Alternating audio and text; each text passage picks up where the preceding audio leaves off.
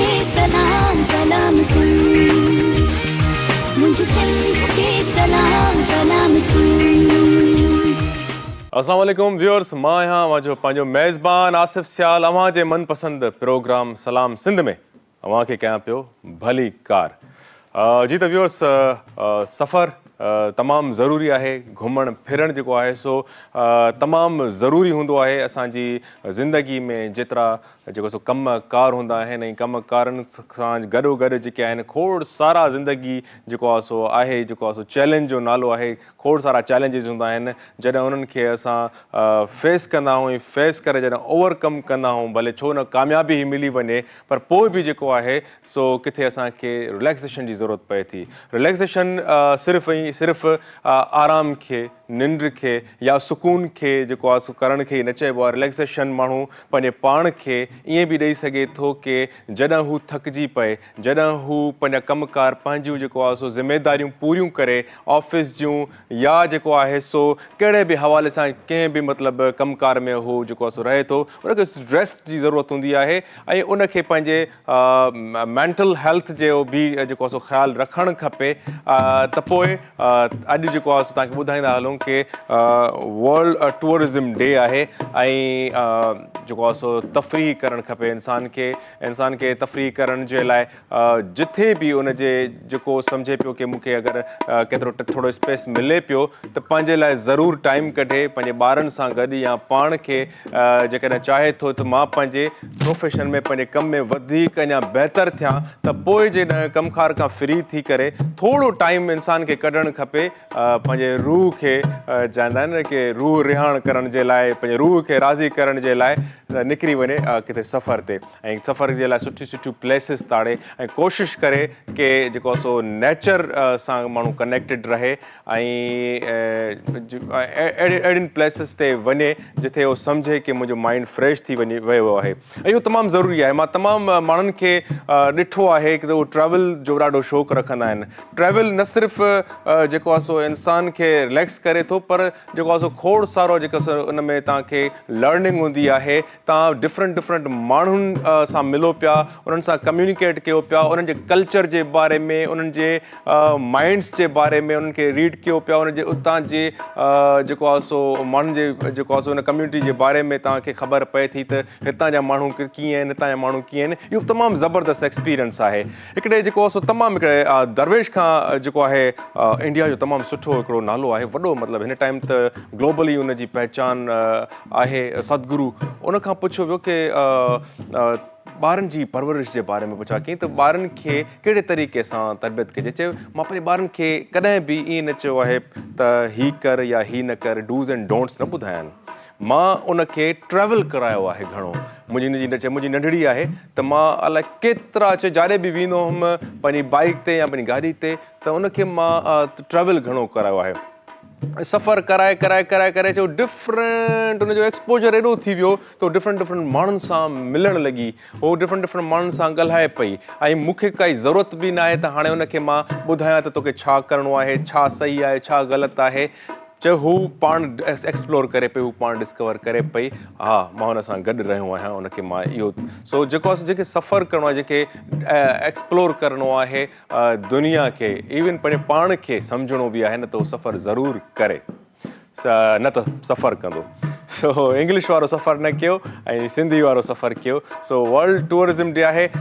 पंहिंजे जेको आहे सो टूरिज़म जी जेकॾहिं ॻाल्हि कयूं त पंहिंजी सिंध तमामु मालामाल आहे ऐं जेको आहे सो काफ़ी तफ़रीही जॻहियूं आहिनि जिन्हनि खे सभ खां पहिरियां माण्हू जेको बि इहो चाहे थो कि मां फलाणो कंट्री विज़िट कयां ऐं फलाणे कंट्री जो फलाणो प्लेस विज़िट कयां, त जेकॾहिं तव्हांखे स्टार्ट वठिणो आहे, जेकॾहिं ट्रैवल जो शौक़ु आहे त पंहिंजनि माॻनि खे विज़िट कयो, पंहिंजे माॻनि जी जेको आहे सो मालिकी कयो, उन्हनि खे प्रोमोट कयो। ऐं हिन टाइम प्रोमोट करण जो बहितरीनु जेको तरीक़ो आहे, बहितरीनु जेको सो वे आहे, उहो आहे कि तव्हां वटि एंड्रॉइड फ़ोन आहे न। एंड्रॉइड फ़ोन में जेकॾहिं तव्हां पंहिंजे धरती सां प्यारु कंदा आहियो त वञो पिया रनीकोट, वञो पिया शाहजहान मस्जिद, वञो पिया कींझर लेक, वञो पिया जेकॾहिं तव्हां वञो पिया अरोड़, वञो पिया जेकॾहिं तव्हां वञो पिया मोहन जो दड़ो, वञो पिया, त हर हिकु मां घटि ॾिसंदो आहियां, अलाए छो मतिलबु जेतिरी असां वटि प्लेसिस आहिनि असांजी जेका आहे सो इन्हनि मागनि एतिरा ख़ूबसूरत माग आहिनि, मां चवां वंडर्स आहिनि असां वटि न, त उन्हनि तरीक़े सां अञा जेको आहे सो न उहो मंज़र आम ते आया आहिनि उन लेवल ताईं न ई असां जेको आहे सो कोशिशि कई आहे। त जेको बि विज़िट करे पियो न सिर्फ़ु घुमी फिरी न आहे अचिणो, पर उन जे बारे में थोरी इंफॉर्मेशन बि वठी अचो। मूंखे पर्सनली इहो यादि आहे त मां निकिरी वेंदो हुउमि, कॾहिं घुमी करे आयासीं, थोरो घणो ॼाण वरितीसीं, बसि वरी ज़हन मां निकिरी वई। पोइ हाणे प्रैक्टिसिस कुझु टाइम खां पोइ ईअं करणु लॻमि की न, वञिणो बि आहे, उनजी तारीख़ जे बारे में बि ॼाण रखणी आहे, उहे जेके उनजो जेको स्ट्रक्चर ठहियलु आहे उहो कहिड़े तरीक़े जो ठहियलु आहे, उनखे कहिड़े तरीक़े सां प्रिज़र्व करे सघे थो, इहे नित नयूं शयूं कयो बि, उहे आइडियाज़ जेको आहे माण्हुनि सां बि शेयर कयो, ऐं किथे उते कमियूं जेके आहिनि गवर्नमेंट जी तरफ़ खां आहिनि या माण्हुनि जो जेको सो विज़िट थिए थो त उते बि जेको आहे सो ख़्यालु कयो वञे। हाणे माण्हुनि जो बि वॾो रोल आहे, माण्हुनि जी ॻाल्हि कयो जेके टूर ते वञनि पिया न, मां हिकिड़ी एशिया जी वॾे में वॾी मस्जिद जेका आहे सो पहिरीं मस्जिद चवनि था एशिया जी, जेका तव्हांजी उते आहे भंभोर में, भंभोर मां विज़िट करणु वियुमि त अजीब हिकिड़ो मूंखे सीन नज़र आयो। अजीब सीन इहो हो की हुते हिकिड़ो जीअं मस्जिद में एंटर थियो आहे, क़दीमी मस्जिद आहे, उते जेको आहे सो टेलीफोन नंबर लिखियलु आहे ऐं फलाणे वरी पोइ उते नालो लिखियलु आहे A+ फलाणी फलाणी। हाणे जेके वञनि था इहे इन्हनि जी मेंटेलिटी चेक कयो माण्हुनि जी, जेके हो अक्सर ॾिसंदासीं जॾहिं स्टॉप ते तव्हां रस्ते में वेंदा हाईवे में वॉशरूम यूज़ कंदा त वॉशरूम ते फ़ोन नंबर लिखियलु आहिनि न, लिखियलु हूंदा आहिनि त बाबा हिन नंबर ते फ़ोन कर, फलाणो फलाणो, वरी सियासतदाननि खे गारियूं ॾियणु। सो अहिड़े तरीक़े जा जेके सो ज़हनी जेको सो प्रॉब्लम रखंदड़ माण्हू हाणे क़दीमी मागनि ते वञनि पिया। सो महिरबानी करे रुगो गवर्नमेंट जो कमु न आहे, जेको बि उते ॾिसे पियो कोई बि अहिड़ी एक्टिविटी करे पियो, उतां जे किथे मार्कर खणी करे, मार्कर त अलाउ ई न करे कंहिंखे वञी करे उते लिखणु करणु, त इहो केतिरो माना हिकिड़ो बैड इम्प्रेशन आहे। ऐं वाक़ई में माण्हू पंहिंजी जेको आहे सो सुञाता बि पंहिंजी इन्हनि किरदारनि सां आहिनि, इन्हनि पंहिंजी हरकतुनि सां आहिनि। सो महिरबानी करे कहिड़ो बि माण्हू अगरि कंहिं अहिड़े प्लेस ते वञे पियो ऐं उनखे A+ फलाणो फलाणो लिखंदे ॾिसो त डस करे हिकिड़ो हणोसि तव्हां बि। सो इन ते थोरो जेको आहे सो फोकस कयो, पंहिंजूं शयूं आहिनि जीअं पंहिंजे माण्हू घर खे साफ़ु रखणु चाहींदो आहे, सो ॿाहिरि निकिरे त उनखे पंहिंजे हिसाब सां सुठे तरीक़े सां निकिरो। सो व्यूअर्स प्योर पंहिंजे प्रोग्राम खे अॼु स्पॉन्सर कयो आहे हर रोज़ जी तरह GFS builders and developers. GFS builders ऐं डेवलपर्स चवनि पिया की असां तव्हांखे 35 लखनि जो प्लाट ॾियूं पिया 26 लखनि में। जेकॾहिं 26 लखनि जो प्लाट तव्हांखे मिली वञे ऐं सो बि आसान किस्तुनि ते, त मां सम्झां पियो की फेयर डील आहे ऐं आसान किस्तुनि ते जेकॾहिं मिले त माण्हू पंहिंजी सेविंग खे बजाए इन जे किथे रखी छॾे घर में, सो उहो किथे इन्वेस्ट करे छॾियो ऐं तव्हांखे जेको सो प्रॉपर्टी में बरकत हूंदी आहे। हिकिड़ो प्रॉपर्टी ॿियो जेको आहे सो माण्हू चवंदा आहिनि माल में जेको आहे सो बरकत हूंदी आहे, जेको सो जेके ॿकरियूं आहिनि या जानवर आहिनि, सो उन जे लाइ जेको आहे सो चयो आहे की इहे ऐं जेको आहे सो प्रॉपर्टी जेको मिटी बि आहे, मिटी तव्हांजी सोन आहे न। ऐं तव्हां ॾिसंदा आहियो त काफ़ी जेको आहे सो ईअं थींदो पियो वञे त हाणे तव्हांखे जिते डेवलपमेंट थींदियूं पियूं वञनि ऐं माण्हू जेको आहे सो परेशान थी विया आहिनि, रेंट जा घर जेको आहे सो अफोर्ड न पिया करे सघनि। तो काफ़ी जेको आहे सो बिल्डर्स ॻाल्हियूं कनि पिया की असां तव्हांखे ॾियूं पिया, पर GFS बिल्डर्स जो नालो आहे, इन्हनि ते ट्रस्ट करे सघो था ऐं इन्हनि खे फॉलो करे सघो पिया। इन्हनि जो टेलीफोन नंबर जेको आहे सो ॾिनल आहे, तव्हां ॾिसी सघो पिया स्क्रीन ते। मां तव्हांखे वर्बली बि ॿुधायां पियो 0301 11555760 0302 82 55578। टाइम थी वियो आहे ब्रेक जो। ब्रेक खां पोइ असां सां गॾु असांजा महिमान वेठा हूंदा। सो महिमान बि ख़ासि आहिनि, ख़ासि आहिनि ऐं उन्हनि सां खोड़ सारी कचहरी कंदासीं। सो टाइम थी वियो आहे कमर्शियल ब्रेक जो, मिलूं था हिन ब्रेक खां पोइ। मुझे सिंध के सलाम सलाम सुन, मुझे सिंध के सलाम सलाम सुन। Welcome back viewers. हिकु दफ़ो ॿीहर तव्हांखे कयूं पिया भली कार कयूं पिया पंहिंजे महिमाननि सां गॾु। कुझु महिमान अची विया आहिनि ऐं कुझु जेको आहे सो रस्ते में आहिनि।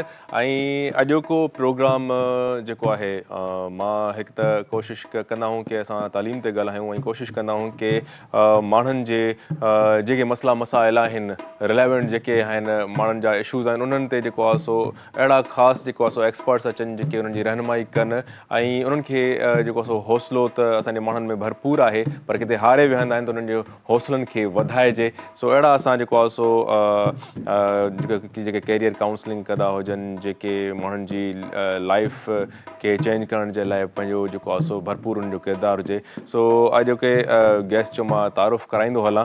सो सभ खां पहिरियां असां सां गॾु मौजूदु आहिनि, जिन तारीफ़ करायां पियो मैडम अनिला साबिर अंसारी साहिबा। अस्सलाम वालेकुम। वालेकुम सलाम।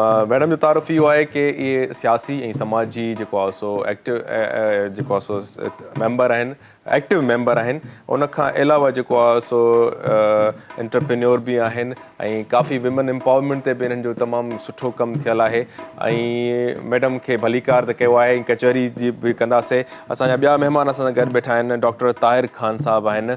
ऐं डॉक्टर ताहिर ख़ान साहब जो तारुफ़ ईअं करायां कि हर को जेको आहे सो कोशिशि कंदो आहे कि मुंहिंजो जेको आहे सो पहिरियां जेको आहे सो स्टार्ट कयां पंहिंजे कम्यूनिटी ॾांहुं, ऐं हो पंहिंजे एफर्ट्स करे पंहिंजे माण्हुनि जी जेको आहे सो मदद कंदा आहिनि, घटि न रिसोर्सिस हूंदे बि, ऐं कोशिशि कंदा आहिनि कि जेके बि स्टेक होल्डर्स आहिनि माण्हुनि खे अवेयर कंदा आहिनि त पंहिंजे राइट्स खे जेको आहे सो कहिड़े तरीक़े सां क्लेम कजे ऐं पंहिंजनि मसइलनि खे कहिड़े तरीक़े सां हल कजे। सो ताहिर ख़ान साहब, डॉक्टर साहब, आपको भी वेलकम करते हैं। असांजा ॿिया महिमान जेके आहिनि उहे बि तमामु दिलचस्प आहिनि, उन्हनि जो बि इंतज़ारु कयूं पिया, पुॼी ईंदा थोरी देरि में। सो बहरहाल पंहिंजी कचहरी तरफ़ हलूं पिया। मैडम, ऐसी क्या चीज़ थी जिसने आपको इंस्पायर किया कि आपको एक्टिविस्ट भी बनना है और सियासत में भी आना है? इसमें जो मेरी वो बनी है इंस्पिरेशन, वो यही कि मैं लोगों के लिए कुछ काम करना चाहती थी, क्योंकि ह्यूमन राइट्स ही जो है ना, वही आपके बेसिक राइट्स जो हैं वही विमेन राइट्स हैं। तो जब मैं छोटी थी मुझे था कि मैं लॉ करूं, तो मैंने फिर जो है वो लॉ किया, SM लॉ कॉलेज से LLB किया। उसके बाद जो है वो मैं जिन जजेस के साथ जो है वो इन्वॉल्व हुई, उनका भी ह्यूमन राइट्स ऑर्गेनाइजेशंस में काफ़ी किरदार था। तो उनके साथ जब अटैच हुई तो फिर एक प्लेटफॉर्म इसमें मिल गया कि हम जो है वो औरतों और बच्चों के लिए ख़ास तौर पे, क्योंकि सबसे ज़्यादा हमारी सोसाइटी में वनरेबल जो हैं वो बच्चे हैं और औरतें हैं, जिनके लिए पाकिस्तान की सोसाइटी में पहले तो बहुत कम एक सोच के साथ जो है वो किया जाता था, पर अभी उनको एक ब्रॉड स्पेक्ट्रम में जो है ना वो डील किया गया। और लास्ट 20 ईयर्स में हम देखते हैं कि काफ़ी ह्यूमन राइट्स वायलेशंस अभी भी होती हैं, पर वो जो एक्यूट लेवल के ऊपर होती थी वो कम हुई हैं। तो ये सारे असबाब थे, और मैंने काफ़ी करीब से जो है वो औरतों के साथ जो डोमेस्टिक वायलेंस की विक्टिम्स थी, कारोकारी की थी, ऑनर किलिंग के अंदर जो है वो रिमोट एरियाज़ के ऊपर जो है वो एक छोटे से इशू के ऊपर जो है उनकी ऑनर के नाम पे किलिंग्स हो जाती थी। तो काफ़ी अब मुझे लगता है कि इस वक्त जो सूरत हाल है, थोड़ी बहुत जो है वो बेहतरी ह्यूमन राइट्स की सिचुएशन में पाकिस्तान में आई है। सही। मैडम, आपसे मतलब आप एक सियासी बहुत एक्टिव किसी पार्टी की मेंबर भी हैं, और आपका मतलब ये रोल है कि आप जो है बॉडी जो है उसमें किसको मतलब प्रेसिडेंट बनाना है, ये स्ट्रक्चर वो सारा देखती हैं, इंटरव्यूज़ करती हैं। तो हमने ये देखा है कि आप पूरी सिंध में आपने अभी आपकी एक्टिविटीज़ चल रही हैं। तो मुझे ये बताएं कि हम अक्सर जो है बात करते हैं कि औरत को एक तो स्किल्स देने चाहिए, हुनर देना चाहिए, और औरत को अपने पाँव पे खड़ा करना, ये जो है हमारा सारा मकसद है ना। और औरत जब वो कामयाब होती है, अपने पाँव पे खड़ी होती है, तो मैं समझता हूँ कि पूरा वो घर, पूरा ख़ानदान, पूरे सिस्टम को वो अच्छा कर सकती है, वो क्यों अच्छी एडमिनिस्ट्रेटर होती है।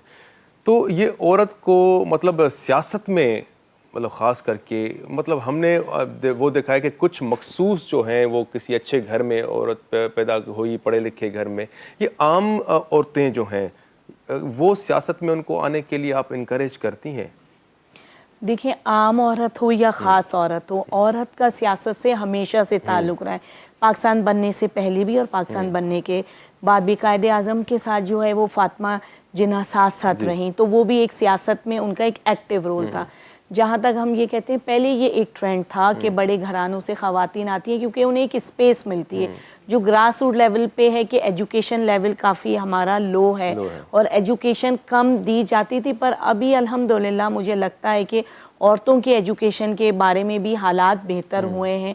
सोशल मीडिया ने अपना एक अहम रोल प्ले किया है, तो औरतों को आना चाहिए, वो किसी भी लेवल से हों, पुअर लेवल से हैं, आपकी एलीट क्लास से हैं, आती हैं, आ रही हैं। और जो मुझे लगता है, जो मेरा अपना एक्सपीरियंस है, क्योंकि मैं जिस एक पॉलिटिकल पार्टी से बिलोंग करती हूँ, उनकी जो क़यादत है वो भी जो है वो इंस्पिरेशन रही है वुमेन एम्पावरमेंट के लिए।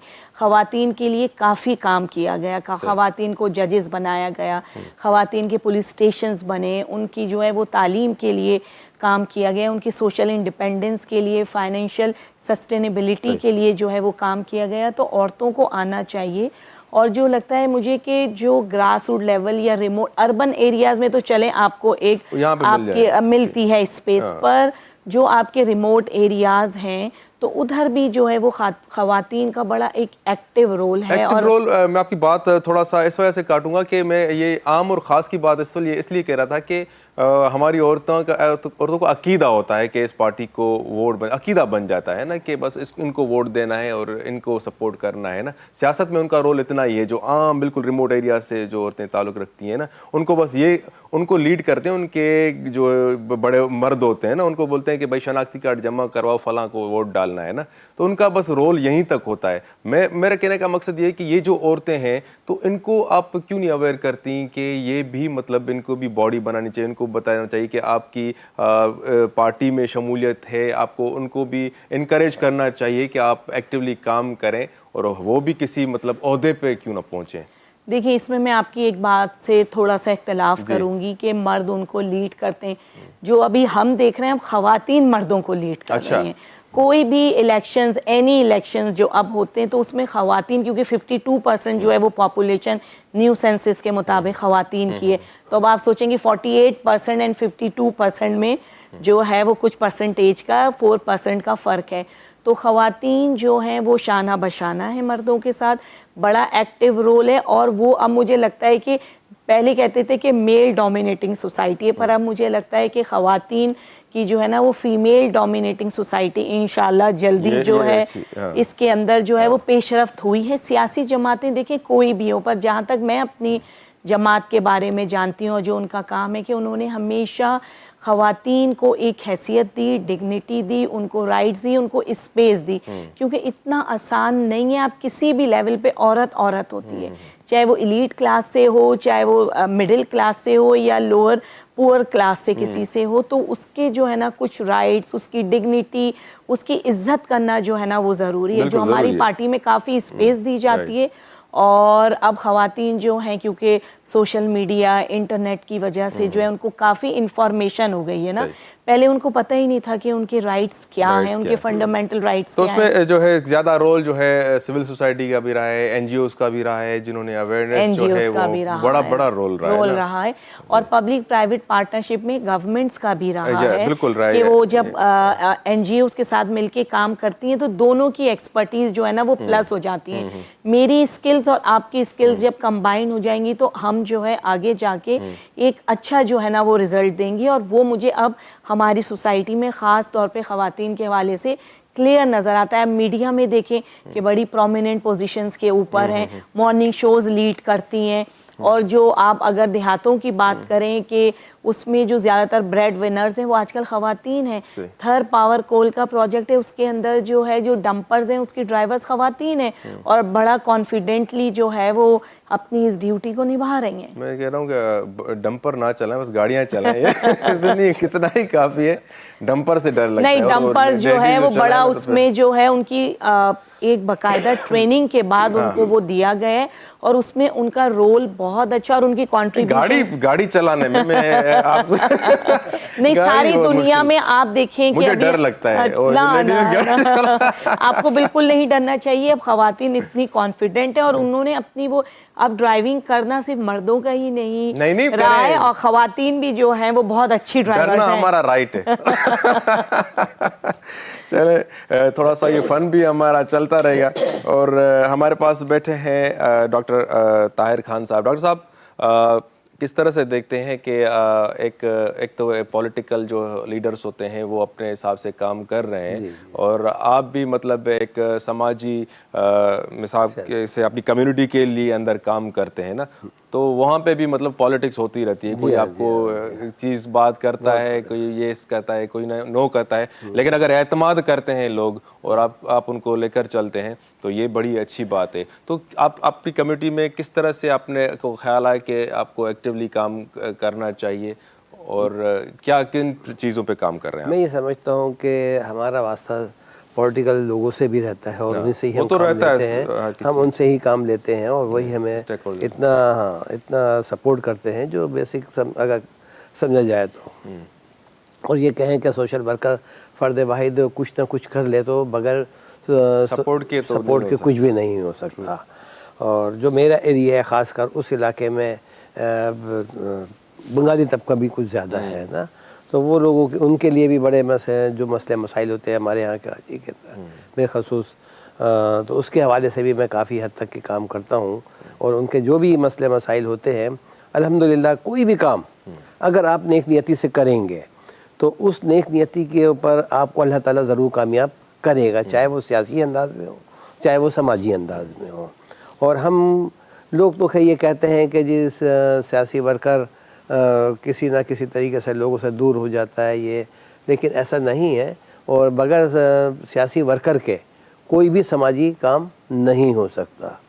अब जैसे मिसाल के तौर पे हम अपने इलाके की बात करते हैं, कहीं हमें इलाके के अंदर दुश्वारी पेश आती है, सीवरेज का सिस्टम है मिसाल के तौर पर, या किसी का शनाख्ती कार्ड का मसला है या कुछ है, तो हम अपने तौर के ऊपर जाते हैं और लोगों से बात करते हैं। उसके अंदर सियासी वर्कर का भी बहुत बड़ा रोल होता है, तो अल्हम्दुलिल्लाह उसमें हमें कामयाबी मिलती है और लोग हमें सर ये असल तो यही ज़िंदगी है कि बंदा दूसरों के लिए जिए ना। कुछ मतलब एक तो होती हैं एनजीओज होती हैं या सियासी लोग होते हैं, उनके पास अथॉरिटी होती है, उनके पास पावर्स होते हैं, लेकिन आप लोग वो एक उनका रोल है आप लोग जैसे लोगों का कि वो अपनी मदद आप वो अपने वो कम्युनिकेशन करके एक एतमाद किसी का जीतना अपने लोगों का, और लोग आप पर एतमाद करके आपको फॉलो करते हैं और उनके लिए आप काम कर रहे हैं, उनके लिए जी रहे हैं, तो ये एक बड़ी अचीवमेंट है ना।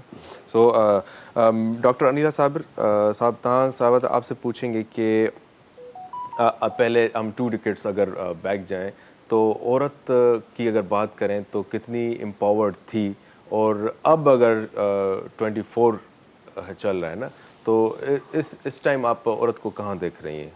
देखिए 24 जो है वो मीडिया का दौर है, इंटरनेट का दौर है, social media all over world है। आप अगर 20 साल पहले देखें तो ख़वातीन का जो एक्सपीरियंस मैंने किया है या जो हमने जब ये ज्वाइन किया आज से 20-22 साल पहले कि ह्यूमन राइट्स ऑर्गेनाइजेशन का पार्ट बनना है, तो उस वक्त जो है माइंडसेट जो था एक फ़िक्स था कि उसको पढ़ने के लिए लड़की को जाने नहीं देना है। बेटे को तो वो स्कूल में करा देंगे, बेटी को जो है वो कराने के लिए रिलक्टेंट होते थे। और उसके बाद जो है जो हमने रिमोट एरियाज़ के अंदर देखा कि ऑनर किलिंग, कारोकारी इज़्ज़त के नाम के ऊपर हो जाती थी, फोर्स मैरिजेस जो हैं, चाइल्ड मैरिजेस जो हैं वो इसके अंदर होते थे। तो उसमें अब मुझे लगता है कि ह्यूमन राइट्स ऑर्गेनाइजेशंस ने, गवर्नमेंट जो भी गवर्नमेंट्स उस वक्त रही हैं साथ, उन्होंने ह्यूमन राइट्स ऑर्गेनाइजेशन के साथ जो एक कोलैबोरेशन और कंबाइन एफर्ट्स जो हैं वो ऑलवेज़ मैटर करते हैं। तो उससे ह्यूमन राइट्स की सिचुएशन जो है वो बेटर हुई है। ख़वातीन ने जो है वो मुझे लगता है कि तालीम की तरफ लड़कियां जो हैं अब उनका ज़्यादा उनको इजाज़त भी है, उनका रुझान भी है, एक कंपटीशन भी है, वो आगे आना भी चाहती हैं और आ भी रही हैं। आप देखें कि पाकिस्तान की कितनी बच्चियाँ हैं जिन्होंने इंटरनेशनल लेवल के ऊपर जो है वो रिकॉर्ड्स बनाए हैं, चाहे वो ह्यूमन राइट्स हो, तालीम हो, डॉक्टर्स बन रही हैं, लॉयर्स बन रही हैं। और फिर सियासतदान के हवाले से, क्योंकि सियासी मेरा अपना एक ताल्लुक़ है, तो ख़वातीन मुझे लगता है कि इसमें भी काफ़ी कामयाब हैं। पर ह्यूमन राइट्स वायलेशंस या ह्यूमन राइट्स सिचुएशंस जो पहले थे ख़वातीन की, मुझे लगता है कि अब काफ़ी फ़र्क है। इनके ट्रेनिंग प्रोग्राम्स होने की बहुत ज़रूरत है, चाहे वो पार्लियामेंटेरियंस हो, चाहे वो लोअर लेवल से कोई भी खातून हो। क्योंकि मुझे ये लगता है कि इस वक्त जब तक आप खातून को एम्पावर नहीं करेंगे, उसको एम्पावर करना एक पूरी फैमिली को, एक घराने को, जब वो एम्पावर होगी, मेंटली पीस में होगी, तो बच्चों को भी पढ़ाएगी। क्योंकि देखिए खातून जो एज ए डोमेस्टिक अपने काम घर में करती है वो कभी काउंट नहीं होते। उसका हस्बैंड ऑफिस जाता है, भाई जाता है, वालिद जाता है, जॉब से थका आ रहा, जब ऑफिस वो जा रहा होता है तो खातून ही उसको भेज रही होती है, जब वो आ रहा है तो उसके लिए सारी चीज़ें भी खातून ही कर रही होती है। तो जो सारा दिन की उसकी चीज़ें वो इस एक्टिविटी में काउंट नहीं हो रही होती हैं। पर अगर वो जब बाहर निकलती है तो यही कॉम्बिनेशन कि जो घर के अंदर उसने अपनी सर्विसेज दी हैं, जब बाहर वो इदारों में देती है तो बहुत अच्छा जो है वो उसका आउटकम आता है। सही। और मुझे लगता है कि ख़वातीन जो हैं वो ऑलवेज जो हैं वो बड़ी ज़बरदस्त एडमिनिस्ट्रेटर्स होती हैं। ये यही बात अब बाकी जो हम बातें करेंगे वो ब्रेक के बाद करेंगे। सो ब्रेक लेना भी लाजिम है। सो व्यूअर्स टाइम थी वियो आहे कमर्शियल ब्रेक जो पाण मिलूं था ब्रेक खां पोइ। मुझे सिंध के सलाम सलाम सिंध, मुझे सिंध के सलाम सलाम सिंध। Welcome back viewers. एक दफ़ो ॿीहर अवां खे कयूं पिया भली कार। जीअं त तव्हांखे ॿुधायोसीं कि असां वटि दिलचस्प महिमान त ऑलरेडी हिकिड़ी त असां वटि मैडम वेठी आहे अनिला साबिर अंसारी, जेका ॿुधाए पई कि औरतूं जेके आहिनि असांजूं कहिड़े तरीक़े सां न सिर्फ़ु कारोबार में, न सिर्फ़ु जेको आहे सो ॿियनि एक्टिविटीज़ में, पर सियासत में भी अचणु खपे। असांखे सियासत जी ॻाल्हि इन करे कयूं पिया कि औरतुनि जो सियासत में हुजणु ज़रूरी आहे, है न? औरत ज़रूरी है कि पॉलिटिक्स औरत अच्छा करे घर में भी हाँ, अच्छी क्यों घर के अंदर भी पॉलिटिक्स होती है। पॉलिटिक्स होती सो जेको पंहिंजो जेको आहे सो कचहरी हलंदी रहंदी आहे। अॼु जेको हाणे जेके असांजा महिमान आहिनि जेको उन्हनि जो काफ़ी असां टाइम खां वेट पिया कयूं ऐं जेको आहे सो हाला खां ट्रैवल करे असांजे प्रोग्राम में आया आहिनि ऐं ॾाढा असां एक्साइटेड हुआसीं जेको आहे सो साईं जो इंतज़ारु कयूं पिया। हालां पियो टाइम उहो ई वधंदो पियो वञे, इन जे करे मां वधीक न पियो ॻाल्हायां ऐं साईं तारीफ़ पियो करां साईं डॉक्टर मोहम्मद नवाज़ तुंजो साहब, जेके पाण जेको आहे so university of Sufism university में जेको आहे असिस्टेंट प्रोफेसर आहिनि, रिसर्चर आहिनि, ट्रेनर आहिनि, कंसल्टेंट आहिनि। PhD साईं जी थियल आहे एंटरप्रेन्योरशिप में जेको आहे सो ऑस्ट्रिया मां। सो साईं तव्हांखे भली कार पिया कयूं। साईं वॾी महिरबानी। तव्हांजो प्रोफाइल त तमामु अञा लेंदी आहे, पर मां शॉर्ट इन जे करे कयो जो असांखे टाइम बि जेको आहे सो हो करिणो आहे, कचहरी पाण खे बि करणी आहे न। वॾी महिरबानी। सो साईं तव्हांजूं एक्सपर्टीज़ जेके आहिनि उन जे हिसाब सां एंटरप्रेन्योरशिप जे बारे में जेको आहे सो ॿुधायो ऐं करंट छा स्टेटस आहे ऐं असां किथे बीठूं, असांजी यूथ थी वई या स्मॉल बिज़नेसमैन जेके आहिनि उहे किथे आहिनि ऐं उन्हनि खे कहिड़े तरीक़े सां तव्हां हो इनकरेज कंदो कि कारोबारी तरफ़ अचनि। साईं आसिफ़ साहब, सभ खां वॾी पहिरीं त वॾी महिरबानी इन फोरम ते, इन प्लेटफॉर्म ते इनवाइट करण जे लाइ, इन ऑनर जे लाइ, बिकॉज़ अची करे नौजवाननि सां मुखातिब थियण ऐं उन्हनि सां उन्हनि जे मसइलनि ते ॻाल्हाइण, उन्हनि खे जेको आहे सो गाइड करणु, सोल्यूशन्स ॾियण लाइ हिकिड़ो मौक़ो फ़राहम कयो आहे तव्हां। वॾी महिरबानी तव्हांजी। मोस्ट वेलकम, यू डिज़र्व साईं। मुंहिंजी PhD एंटरप्रेन्योरशिप में आहे ऑस्ट्रिया मां। बीइंग अ रिसर्चर और टीचर ऑफ द एंटरप्रेन्योरशिप, असां हमेशह कोशिशि कंदा आहियूं त स्टूडेंट्स खे गाइड कयूं, उन्हनि खे इनकरेज कयूं त हू स्टडी दौरान जेको आहे सो पंहिंजो माइंड सेट हिकिड़ो डेवलप कनि।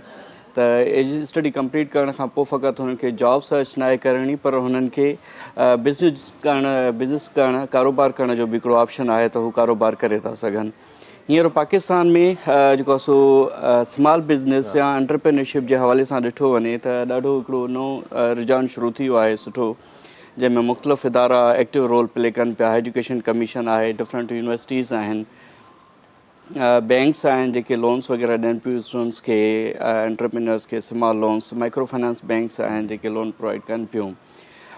ओवरऑल इन जे बावजूदि बि असां वटि हिकिड़ो इको सिस्टम जीअं चइजे, business ecosystem, entrepreneurial ecosystem, उहो इको सिस्टम थोरो वीक आहे अञा। उन खे इस्टेब्लिश करण जी ज़रूरत आहे, जंहिंमें different policies, different programmes, different institutions, different individuals जेको आहे सो मेजर रोल प्ले करे ऐं उन माहौल खे डेवलप करे सघनि था, जंहिंमें हिकिड़ो माइंड सेट डेवलप थिए नौजवाननि जो। माइंड सेट तॾहिं डेवलप थी सघे थो या ठही सघे थो जॾहिं स्टूडेंट जी स्कूलिंग सुठी हूंदी। सही। ऐं स्कूलिंग लेवल ते असां बेसिक कोर्सिस पढ़ायूं था, जीअं लैंग्वेज थी वियो, इस्लामियात थी वियो, ॿिए सब्जेक्ट्स पढ़ायूं था। हिन कारोबार, हिन बिज़नेस सब्जेक्ट जी बि एतिरी इम्पॉर्टेंस आहे, उन्हनि खे स्कूलिंग लेवल ते जेकॾहिं पढ़ायो वञे ऐं हुननि जो हिकिड़ो ज़हन में इहो ठहे त भई मां वॾो थी करे कहिड़ो कारोबार करे सघां थो, हुन जूं क्रिएटिव स्किल्स डेवलप थियनि, हू इनोवेटिव जेको आहे सो थिए पंहिंजे थॉट्स में, पंहिंजे एक्शन्स में, पंहिंजे एक्टिविटीज़ में। त जीअं जीअं उहो ग्रो कंदो वञे एजुकेशन में, पंहिंजे एज में, त हू पंहिंजे आस पास उहे एंटरप्रेन्योरल अपॉर्चुनिटीज़ स्कैन करे ऐं उन्हनि खे अवेल करे सघे। सही। साईं तव्हांजी मौजूदगी जो हिकिड़ो तमामु फ़ाइदो वठिणो आहे मूंखे। हिकिड़ो क्वेश्चन जेको आहे सो जेके व्यूअर्स ॾिसो पिया, काफ़ी असांजा जेके दोस्त कॾहिं कॾहिं उहो एतिराज़ उथारींदा आहिनि कि यार तव्हां जेको आहे सो थोरो इंग्लिश में जेको आहे सो काफ़ी असांजा, छो जो जेके एग्रीकल्चर सां जेके फार्मर्स आहिनि असांजो प्रोग्राम उहे बि ॾिसनि पिया ऐं तमामु उहे सुठा कारोबार जे हिसाब सां बि तमामु उहे अॻिते हूंदा आहिनि। सो एंटरप्रेन्योरशिप जेके जेकॾहिं साईं डिफाइन कयूं त कारोबार जेको आहे सो उन्हनि जे कारोबार कहिड़े तरीक़े सां कजे, उनजी काउंसलिंग करणु, उन जे बारे में ॿुधाइणु माण्हुनि खे आइडियाज़ ॾियणु। सो उन जे लाइ साईं जेको आहे सो आया आहिनि। सो जेके बि प्रोग्राम ॾिसो पिया त अॼुकल्ह हर को मतिलबु इहे कोशिशि में लॻो पियो आहे कि मां पंहिंजो कारोबार कयां। साईं सां इहो ई मां सुवालु कयां पियो साईं, हज़ारे जेको आहे सो स्टूडेंट्स डेली ग्रेजुएशन कनि पिया, पढ़ाई मुकमल कनि पिया, हज़ारनि छा लखनि जी तइदाद में न। त पोइ तव्हां मूंखे ॿुधायो कि उते अपॉर्चुनिटीज़ बि घटि आहिनि, त ज़ाहिरी ॻाल्हि आहे पोइ उन्हनि खे कारोबार खे सिलेक्ट करणु खपे ऐं उन्हनि जे लाइ तव्हां छा मशवरो ॾींदो?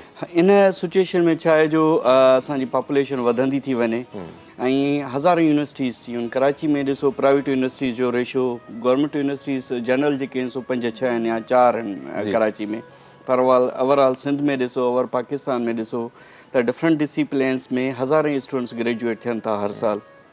पोइ इहे काॾे वञनि? छो जो ग्रेजुएशन खां पोइ हुननि खे जेको आहे सो जॉब जी सर्च हूंदी आहे, मार्केट में एतिरी जॉब अपॉर्चुनिटीज़, एम्प्लॉयमेंट अपॉर्चुनिटीज़ आहिनि कोन। एतिरी पॉपुलेशन खे कीअं अकोमोडेट कजे? उन्हनि खे अकोमोडेट करण जे लाइ बहितरीनु ऑप्शन आहे एंटरप्रेन्योरशिप। त हुननि खे बिज़नेस एक्टिविटीज़ में इंगेज कजे ड्यूरिंग स्टडीज़, त जीअं यूनिवर्सिटी खां पोइ ग्रेजुएट थियनि त हुननि खे का न का पंहिंजी स्मॉल बिज़नेस हुजे। इहो इशू रुॻी फ़क़ति स्टूडेंट सां न आहे। तव्हां जेकॾहिं प्रोफेशनल्स ॾिसंदो जेके पंहिंजे डिफरेंट कैरियर्स में इस्टेब्लिश्ड हूंदा, उहे बि अॻिते हली करे चाहींदा त का न का साइड में बिज़नेस हुजे। सही, ठीकु आहे। छो जो गवर्नमेंट जॉब आहे या प्राइवेट जॉब आहे, उहा जॾहिं रिटायर थिए थो त पोइ छा करे माण्हू? सही, ठीकु आहे। पोइ मिड एज खां पोइ इहो माइंड में अचे, आइडिया थो अचे त मां हिकिड़ो कारोबार शुरू कयां, जो जॉब खां रिटायर थियां त मां पंहिंजो कारोबार हलंदो हुजे, मां घर न वेही रहां, पंहिंजो कारोबार कंदो रहां। इंडिपेंडेंट हूंदो आहे त उनजे लाइ वॾो हिकिड़ो मतिलबु काफ़ी असां ॾिठासीं त उहे कुझु न कुझु कंदा रहंदा आहिनि रिटायरमेंट खां पोइ बि।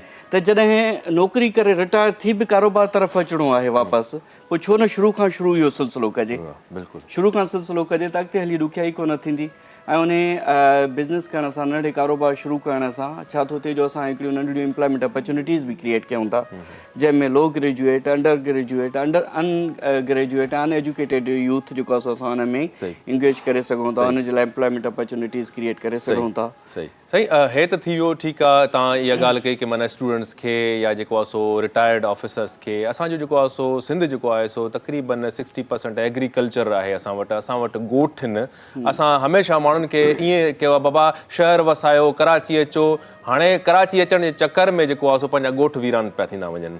त उतां जे माण्हुनि जे लाइ तव्हां वटि काई मतिलबु स्ट्रेटजी आहे त उन्हनि खे चऊं त उते कुझु मतिलबु एग्रीकल्चर जे हिसाब सां बि त घणो कुझु आहे करण जे लाइ, तव्हां वटि को उन्हनि जे लाइ आइडिया आहे जो ॾिसनि उहो शेयर कयो उन्हनि सां? हा बिल्कुलु। एक्चुअली एंटरप्रेन्योरशिप छा आहे? एंटरप्रेन्योरशिप जे थ्रू असां जेको आहे सो सोल्यूशन प्रपोज़ कंदा आहियूं टू डिफरेंट प्रॉब्लम्स, जेके सोशो इकोनॉमिक प्रॉब्लम्स असांजे आस पास में, उन में असां उन प्रॉब्लम्स खे कन्वर्ट कंदा आहियूं असां बिज़नेस प्लान में, ऐं बिज़नेस प्लान जे थ्रू असां उनजो सोल्यूशन्स प्रपोज़ कंदा आहियूं, वरी पोइ एक्शन प्लान ठाहींदा आहियूं। त पाकिस्तान एग्रीकल्चर कंट्री आहे ऐं एग्रीकल्चर फील्ड में हज़ारे अपॉर्चुनिटीज़ आहिनि, प्रोडक्शन खां वठी कल्टिवेशन ताईं, कल्टिवेशन खां सप्लाई चेन खां वठी जेको आहे सो कंज़प्शन ताईं। ठीकु आहे। सही। त इन सेक्शन में एग्रीकल्चर में सप्लाई चेन में असां वटि काफ़ी गैप्स आहिनि, जेके स्मॉल ग्रोअर्स आहिनि ॻोठनि में, एग्रीकल्चर फार्मर्स आहिनि, या लाइव स्टॉक आहे जंहिं या पोल्ट्री जी बिज़नेस कारोबार कनि था, उन्हनि खे मेन इशूज़ थियनि था मार्केट सां कनेक्ट करण जो। सही। ठीकु आहे। हुननि खे हेवी कास्ट जेका पे करणी पवे थी, त ॻोठनि खां असां शहर कीअं सप्लाई कयूं? ठीकु आहे। जेकॾहिं ॻोठनि में उते ई सेल कनि था या उते सप्लाई कनि था त हुननि खे ओतिरो प्रॉफिट नथो मिले, उते उनजी एतिरी अर्निंग न आहे। त इहे गैप्स आहिनि एग्रीकल्चर में, जेके सप्लाई चेन में नौजवान या एग्रीकल्चर फार्मर्स फिल करे सघनि था, while playing the role of the as a agriculture agent, जेको ॻोठ खां खणी करे बि सब्जियूं ऐं डिफरेंट एग्रीकल्चर प्रोडक्ट्स शहर में अचे, सप्लाई करे, सेल करे। जीअं मिसाल तौर ते छा थींदो आहे जो ईद बारातुनि ते जेको पिड़ी लॻंदी आहे, ठीकु आहे, ॻोठनि मां छा कंदा आहिनि, माल काहे अचे करे कराची में पिड़ीअ में लॻाईंदा आहिनि। ठीकु आहे। उते पिड़ी में एजेंट बीठा हूंदा आहिनि जेके हुनजी फैसिलिटेट कंदा आहिनि, उनखे चार्ज कंदा आहिनि, सेल करण में मदद कंदा आहिनि। उते सेल करण जी हू चार्जिस रेंट पे कंदा आहिनि उन जॻह ते। सही। ठीकु आहे, इहो त हिकिड़ो लाइव स्टॉक जो कॉन्सेप्ट आहे, हुन में उहो करे था सघनि। पर एग्रीकल्चर में कॾहिं इहो एग्रीकल्चर में बि इहो फार्मूला, इहो मैकेनिज़म एक्सरसाइज करे थो सघिजे त जीअं उन्हनि जे लाइ हिकिड़ो आसानी पैदा थिए, उनखे फैसिलिटेट कजे। सही सही, बिल्कुलु पंहिंजी गुफ़्तगू जारी रखंदासीं। असां सां गॾु मैडम अनिला साबिर आहे, सियासी ऐं समाजी जेको आहे सो तमामु एक्टिव मेंबर आहिनि। मां उन्हनि खे चयो की औरतुनि खे ठीकु आहे हिकिड़ो एम्पावरमेंट जी ॻाल्हि कयूं त उन्हनि खे पंहिंजे स्किल्स ते कमु करणु खपे, उन खां पोइ सियासी हिसाब सां बि उन्हनि खे एक्टिव थियणु खपे। क्यों औरतों की अगर एम्पावरमेंट की बात करें, हमारी जो रूरल एरियाज़ की जो बिल्कुल हम कहते हैं कि रिमोट एरियाज़ की जो लेडीज़ हैं बड़ी अच्छी फार्मर हैं, बहुत अच्छी। हम हारी की अगर बात करें तो बड़ा उनका रोल रहा है कि वो हल चलाती हैं और वो जो है फार्मर भी हैं और बिजनेस माइंडसेट्स हैं तो उनकी और बस फील्ड्स उनको के वे अंदर नहीं काम दिया गया। करती हैं। हाँ। फील्ड्स के अंदर जो है वो खवातीन ही को आप देखेंगे, जब हम जाते हैं तो खेतों में आप खवातीन को देखेंगे कि वो पिकिंग कर रही हैं। जो कपास है, चावल की फील्ड्स हैं, उसके अंदर खवातीन की बड़ी एक अहम कंट्रीब्यूशन है। जैसा डॉक्टर साहब ने बताया कि यूथ के लिए जॉब प्लेसमेंट्स होने चाहिए हैं और इनके करियर काउंसलिंग सेंटर्स पाकिस्तान के अंदर होनी चाहिए। इस यूथ के अंदर खवातीन भी शामिल हैं, उन्हें small and short term loans देने चाहिए, ईजी टर्म्स एंड कंडीशंस के ऊपर, जो वो लोग उसको अवेल कर सकें। और मार्केटिंग जो है वो बड़ा अहम टूल है। मार्केटिंग के भी डिफरेंट टूल्स हैं कि आपने कोई एक चीज़ ग्रो कर ली है। खवातीन को कुछ वक्त पहले कुछ ऐसे वो दिए गए लोन्स कि वो अपनी एक किचन वो बनाएं, लाइक मुर्गियाँ पालें, मुर्गियों से अंडे हैं वो सेल करें, फिर आगे उन मुर्गियों को भी सेल किया जा सकता है। फिर उनको गायें और भैंसें पालती हैं, बकरियों का वो करती हैं। तो उसमें अगर उन्हें कोई लड़की, अगर एजुकेशन इज़ वेरी इंपॉर्टेंट की ना, आप जब औरत को तालीम एटलीस्ट मैट्रिक लेवल पे भी देते हैं और वो जब पढ़ती है अपने निसाब में कि मैं अपने लिए ये कर सकती हूँ, तालीम से आपको शऊर आता है, आपको इन्फॉर्मेशन मिलती है। इन्फॉर्मेशन वो अपनी ज़ात के लिए भी होती है और ओवरऑल आपकी सोसाइटी, आपके साथ जो आपके फैमिली मेम्बर्स हैं, सबको उसका जो है ना वो फायदा पहुंचता है। वो ऑलरेडी उनके पास पोटेंशियल है, उनके पास एनर्जेटिक है वो ऑलरेडी, लेकिन उनको थोड़ा सा जो है पीछे किया गया है ना, मतलब किया गया है। उनको जो है वो एक्सेस, इजी एक्सेस होना ज़रूरी है। मैं खुद जो है एक वो बिजनेस वुमेन हूँ। मैं पाकिस्तान, यूके एंड सऊदीया में मेरा अपना ओन बिजनेस है और अल्हम्दुलिल्लाह बड़ी इसमें जो है वो मर्दों की सपोर्ट भी रही, सोसाइटी की भी रही, फैमिली की भी रही। जब आपके पास देयर इज़ अ विल और इंस्पिरेशन है, आप हार्ड वर्क हैं, कमिटेड हैं, तो मेरा नहीं ख्याल कि कोई हर्डल आपको इम्पॉसिबल जो है ना वो लगती है। हर्डल्स होती हैं, सिस्टम ऐसा है पाकिस्तान का कि उसमें जो है आसानियाँ कम है और मुश्किलात ज़्यादा हैं। जी बिल्कुल। हम अगर रिमोट एरियाज़ की बात करें और कारोबार की बात करें, हमारे पास एक इंडिजीनियस कम्युनिटी है जिसको हम कहते हैं बागड़ी, ठीक है, बागड़ी कहते हैं। मैं समझता हूँ कि बागड़ी फ्यूचर के जो है रिचेस्ट, मतलब मैं समझता हूँ वो कम्युनिटी बनेगी। मुझे ये इसका अंदाज़ा तब हुआ जब मैं श्रीलंका मेरा इत्तेफाक हुआ जाने का, और जब मैंने जब एयरपोर्ट से यहाँ पे अराइव हुआ, यहाँ पे एयरपोर्ट पे, तो मैंने देखा कि वो बागड़ी जो ख़वातीन, हमने अक्सर वो चूड़ियाँ बेचते देखी या वो बर्तन बेचते देखी गाँव में, तो मैंने देखा कि उनका जो एक बंदा जो है वो श्रीलंका से फ्लाइट में आ रहा है और वो बैठ के एयरपोर्ट पे बैठी है, फर्श पे बैठी है, उसको रिसीव करने के लिए आ रही हैं।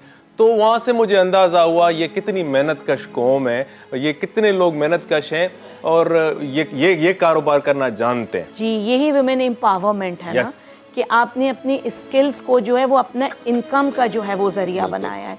तो यही सोशल इंडिपेंडेंस है, जो financial independence very important for ख़वातीन ना, कि उनके लिए ज़रूरी है। उससे आप वही अगेन कि अपनी फैमिली को सपोर्ट करेंगे और एक सोसाइटी में अपना एक पॉजिटिव रोल जो है वो प्ले करेंगे। और पाकिस्तान की आप हिस्ट्री देखें, अपने मज़हब के हवाले से देखें, तो जो हमारी ख़वातीन रही हैं उनकी एक कंट्रीब्यूशन बड़ी अहम और मेजर पार्ट जो है ना वो प्ले करती हैं। चाहे वो मर्द की अपने शौहर की लाइव्स हों, बच्चे हों, तो भाई हो, वालिद हो, तो उसमें मेरा ख़्याल है कि हर सक्सेसफुल मर्द के पीछे एक खातून तो होती है। बिल्कुल ज़ेर सारा वो जो शादीशुदा है उनको पता है किस तरह से वो हिसाब किताब कैसा 500 देने 500 से जो है 200 बचा के खिलाने तो ये मतलब बड़ा सेविंग में तो औरतों का और वीसी में तो वो औरतों से ज्यादा अच्छी वीसी कोई डाल ही नहीं सकता। और वही जो होती है तो फिर आपके काम आ रही होती है, आपके ही घर वालों के लिए जो है वो बचत की जाती है। ये एक सेविंग है।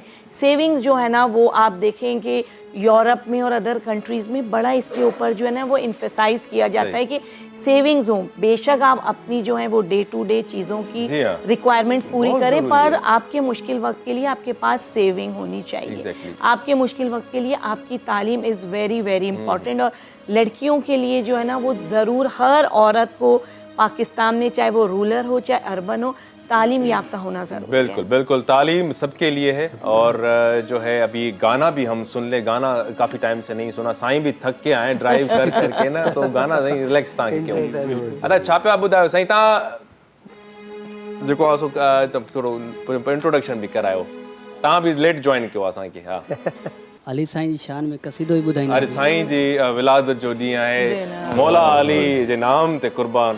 ऐं साईं जी मतिलबु नालो जेको आहे सो असांजो जॾहिं खणूं था न उन्हनि जी ॻाल्हियुनि, उन्हनि जी तालीम ते त बाद में, पर नालो खणूं था त सुकून मिली थो वञे, मसला हल था थी वञनि या हल मुश्किलात। सो साईं जे लाइ प्लीज़। अली के नाम से तकदीर बदल जाती है, बदशक्ल हो इंसान तो तस्वीर बदल जाती है। अगर कोई मुश्किल आए तो पढ़ ना दे अली, लिखी हुई लोहे महफूज पे तकदीर बदल, तहरीर बदल।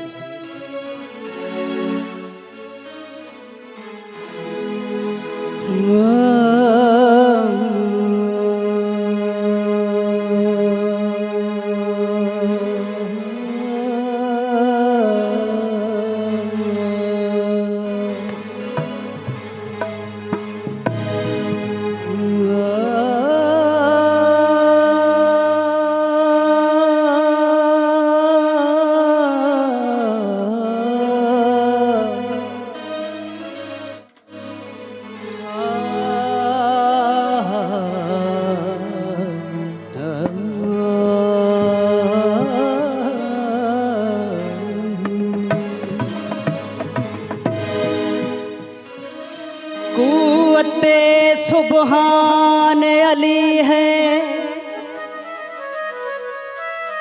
सुबहानी सुल्तान अली है।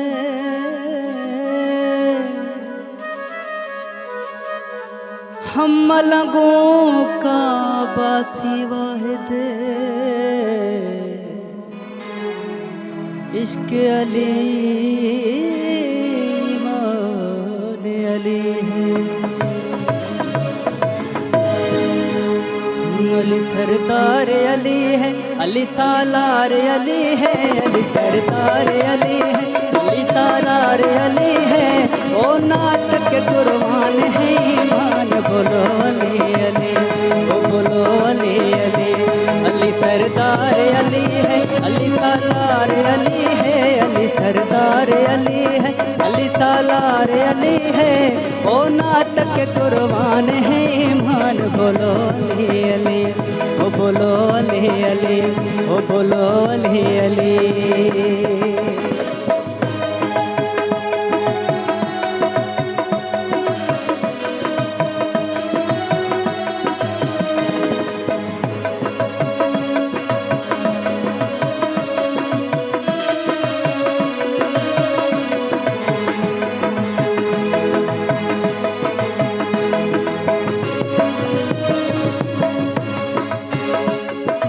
इश्क अली इश्क कभी कबायली है,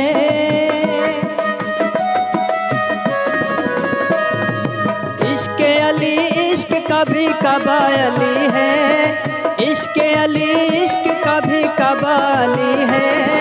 मोहसिन हसनैन कभी बबायली है, दिल बीनार अली नूर अनवार अली है, दिल बीनार अली नूर अनवार अली है। ओ नात के कुर्बान है ईमान, बोलो अली अली, ओ बोलो अली अली। अली सरदार अली है।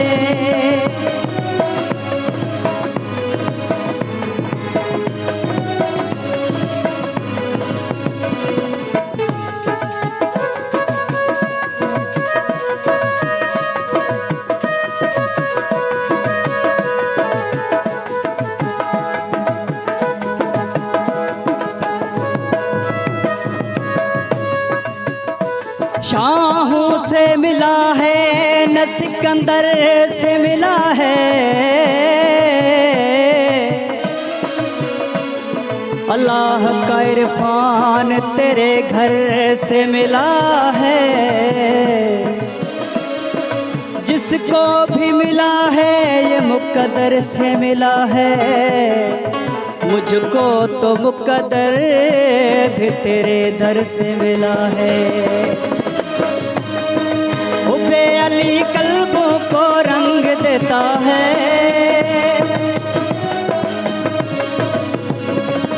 हुब्बे अली कल्बों को रंग देता है, हुब्बे अली कल्बों को रंग देता है।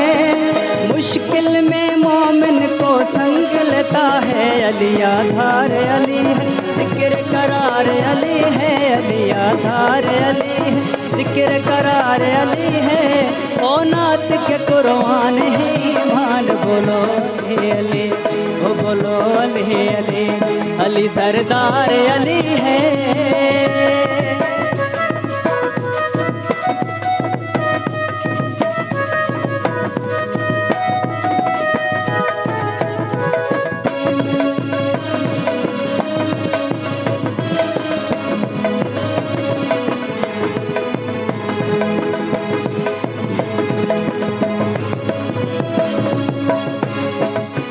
शाहे मर्दां शेरे अदा,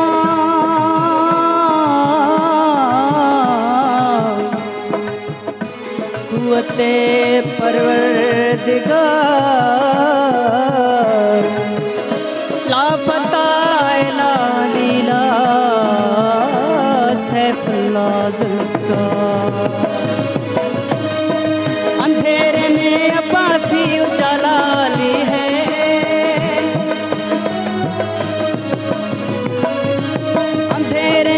अब्बासी उजाला ली है, अंधेरे में अब्बासी उजाला ली है। दुश्मन के लब पे वाहिद ताला अली है, ऐसी तलवार अली है, शाह जुल्फ़कार अली है, ऐसी तलवार अली है, शाह जुल्फ़कार अली है। ओ नात के कुर्बान है ईमान, बोलो अली अली, ओ बोलो अली अली, अली सरदार अली है, अली सालार अली है, अली सरदार अली है, अली सालार अली है। ओ नात के कुर्बान है ईमान, बोलो अली अली, ओ बोलो अली अली, ओ बोलो अली अली, ओ बोलो अली अली। जज़ाकल्लाह तमाम बेहतरीन। व्यूअर्स टाइम थी हुआ है शॉर्ट कमर्शियल ब्रेक जो पाण मिलूं था हिन ब्रेक खां पोइ। मुझे सिंध के सलाम सलाम सुन, मुझे सिंध के सलाम सलाम सुन। Welcome back viewers. एक दफ़ो ॿीहर अव्हांखे कयूं पिया भली कार। असां सां गॾु डॉक्टर ताहिर ख़ान साहब वेठा आहिनि। हू पाण समाजी जेको आहे सो कमकार कंदा रहंदा आहिनि, माण्हुनि जी वेलबींग जे लाइ कमु कनि पिया, पर उन सां गॾु उहे हिकिड़ा डॉक्टर बि आहिनि, होम्योपैथिक डॉक्टर भी आहिनि। होम्योपैथिक के हिसाब से आपसे कुछ मतलब हिकमत के हवाले से हम पूछेंगे कि काफ़ी जो है ये एलोपैथी वाले जो हैं काफ़ी अभी हिकमत को जो है रिजेक्ट करते हैं कि हिकमत में कोई फ़ायदा नहीं है और बेकार में आप जो है इन चीज़ों को फॉलो कर रहे हो जब भी डॉक्टर। तो आप हिकमत को और एलोपैथी को मतलब किस तरह से देखते हैं? हिकमत को अगर डॉक्टर्स कोई MBBS रिजेक्ट करते हैं तो मैं ये समझता हूँ कि ये उनकी नासमझी है, इसलिए कि आप और मैं बखूबी वाकिफ़ हैं कि हिकमत के बाद ही ये एलोपैथी आई है।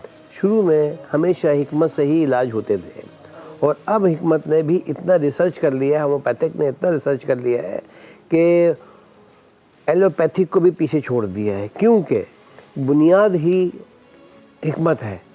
अच्छा, ये उसी जड़ी बूटियों से, उसी के अपने जूस से ही एलोपैथी की मेडिसिन बनती है। बस यह है फ़र्क कितना आ गया आपके, किसी ज़माने में पहले लेबॉर्ट्रीज़ नहीं होती थी और लोग उसका रात को भिगो देते थे और सुबह उसका सूप पी लेते थे, यानी पानी पी लेते थे, या उसको बॉयल करके पीते थे।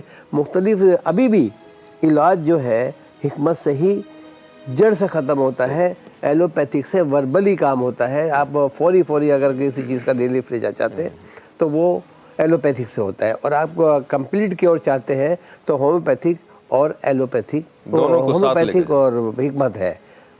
दोनों साथ नहीं कह सकते। अच्छा। हाँ, दोनों साथ हम जब कह सकते हैं कि जब अगर हमें फौरी रिलीफ चाहिए, और आजकल के जो नौजवान लोग हैं वो ये चाहते हैं कि फौरी हमें उसका इलाज मिल जाए।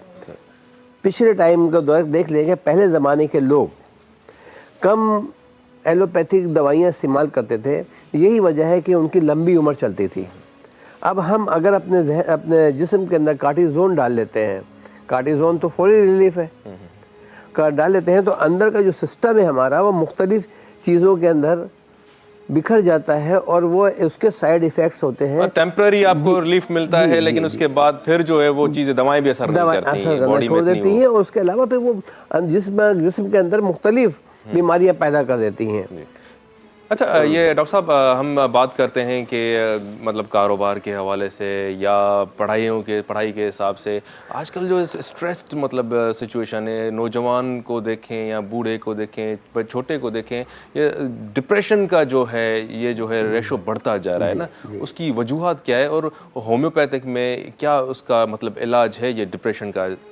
देखिए, डिप्रेशन का इलाज बेसिक जो है उसका अपने काम की, डिप्रेशन जो होता है आदमी जिस तरह से हम माशी तौर के ऊपर अपने आप को, कारोबार नहीं है हमारे पास, रोज़गार नहीं है हमारे पास, तो उसके घर के अंदर जब मसाइल पैदा होते हैं तो वो डिप्रेशन का शिकार हो जाता है। जब ऑटोमेटिकली आदमी अपने किसी माशी तौर पर सही होगा तो वो डिप्रेशन का शिकार कभी नहीं होगा, क्योंकि उसके घर में खुशहाली होगी, बाहर निकलेगा वो तरह तरह की चीज़ें देखेगा, जो एक रिक्वायर्ड उसकी चीज़ें हैं वो उसको मिल जाती हैं, तो कभी भी डिप्रेशन का शिकार नहीं होता। और आपने रोज़गार के हवाले से दूसरी बात करूँ मैं कि अभी हमारे यहाँ होम्योपैथिक के लिए और हर्बल के लिए गवर्नमेंट काम कर रही है और काफ़ी हद तक काम कर रही है। हमारे पाकिस्तान में इतनी कंपनियाँ मौजूद हैं कि वो अगर एक्सपोर्ट करें, एक्सपोर्ट के अंदर अगर उनको इजाज़त दे दी जाती है, जैसे दूसरे ममालिक की दवाइयाँ हमारे पास आती हैं, इसी तरह से हमें एक्सपोर्ट करने की इजाज़त दे दी जाए तो बहुत ज़्यादा कामयाबी है। होम्योपैथिक और न्यूट्रा की जो दवाइयाँ हैं ये एलोपैथिक से कहीं अच्छा इस्तेमाल करती है, और जबकि इनके साइड इफ़ेक्ट्स भी कोई नहीं हैं। तो ये चीज़ सर, ये जो कहते हैं पित्ते में जो पत्थरी होती है, इसको ये होम्योपैथिक वाले ये भी कहते हैं कि हम जो है ये भी निकाल सकते हैं, वो बाकी एलोपैथी वाले कहते हैं कि नहीं ये तो निकलती नहीं है, इसकी कोई प्लेस ही नहीं है वहाँ से निकलने की, ऑपरेट के अलावा होती नहीं। होम्योपैथिक वाले को जो है ये तो मतलब नहीं कर सकते। देखिए, ये चीज़ है कि आपने सुना भी होगा अक्सर किसी न किसी दोस्तों से या किसी अजीज़ व क़रीब से अक्सर कि पित्ते की अगर पथरी निकलती है तो वो होम्योपैथिक दवाई से ही निकलती है। कैसे निकलेगी? उसकी तो मेडिकली मतलब वो प्लेस ही नहीं है। हाँ, ड्रॉप होते हैं। अच्छा। मैंने पहले भी अर्ज़ ये किया कि हिकमत से ही इसका इलाज है इलाज। जी हाँ, जी हाँ। अब तो लेज़र और ये वो एलोपैथी के अंदर जिससे का बॉडीज़ का बेड़ा गर्क हो जाता है। बेसिक अगर होम्योपैथी की दवाइयाँ इस्तेमाल की जाए तो अल्हम्दुलिल्लाह पित्ते का इलाज बहुत बेहतर है और तकरीबन इलाज हो जाता है। पत्थर चढ़ का पौधा क्या है? ये डायरेक्टर साहब पूछ रहे हैं। ये भी अभी हिकमत शुरू करेंगे, मुझे लग रहा है डायरेक्शन छोड़ के। इट्स अ प्लांट, पत्थर जड़ जो है उसके ये भी लिए बड़े नहीं, हकीम नॉट एट ऑल।